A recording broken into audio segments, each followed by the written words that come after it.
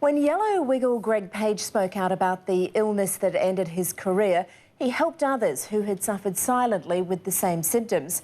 Tonight, we speak to Brianna Canny about the often misdiagnosed condition and her battle to beat it. Just started getting dizzy all the time, couldn't sit up for longer than 10 minutes. Yeah, just tired, like as if I'd just run a marathon, and that was just as I got out of bed. Brianna Canny simply couldn't stand up. I just couldn't do the normal things everyone takes for granted. Just get up, have a shower, have breakfast. Fatigue, dizzy spells, fainting. The mysterious symptoms were crippling her, but doctors didn't know the cause. Just the fact that you never know what's in the future. Like, am I going to finish uni? Am I going to be able to work shifts? And, you know, is people going to think I'm lazy, you know, and I'm not, because, you know, it's my body that can't do it. Mum Kathy was at her wits' end. Test after test kept coming back and, yeah, nothing showed, and we knew there was something wrong with her because, yeah, as I said, 4 steps and she'd pass out. How sad was it for you to see such a beautiful girl struck down with something like this? Yeah, pretty hard. Pretty hard.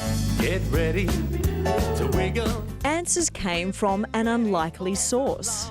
The Yellow Wiggle, Greg Page, was diagnosed with the same disorder. I've been suffering from a condition which I've recently found out is chronic.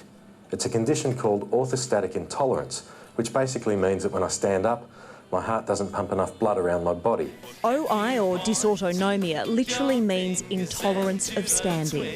Every now and then he couldn't breathe, or he'd faint, or feel just off colour, and you know, he might have to go to hospital. And then every time the doctor said, oh, there doesn't seem to be anything wrong. So, you know, it was just puzzling, I suppose. It sadly spelt the end of Greg's colourful career. It means that I'll no longer be able to sing and dance the way that I want to, and as a result, I've decided to stop performing with the Wiggles. I can just say, oh, what do you have again? And I'll just say, oh, you know, that's what the Yellow Wiggles got. And they're like, oh, yeah, I know what that is. And I'm like, oh, well, that's good, because, you know, it's too hard to explain to people. How important is it to have someone like Greg Page, the Yellow Wiggle, come out and talk about something like this? He's such a great person to have as the face of dysautonomia. He's raising awareness of it.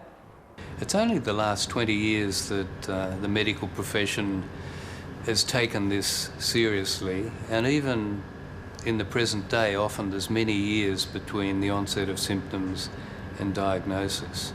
So it can be very frustrating.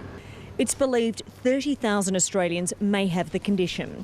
Professor Murray Esler from the Baker IDI Institute says while there's a genetic element to it, researchers are still investigating other possible causes.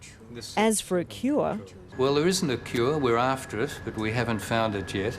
There is a drug that's very helpful called Florinef, and self-help can do more than you might imagine. Drink ahead of being thirsty, eat more salt, add it liberally on your food. Don't often recommend that, but I do here.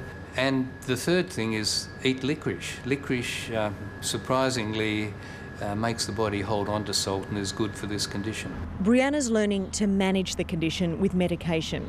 She may not have a yellow skivvy, but she hopes by speaking out, she too can raise awareness.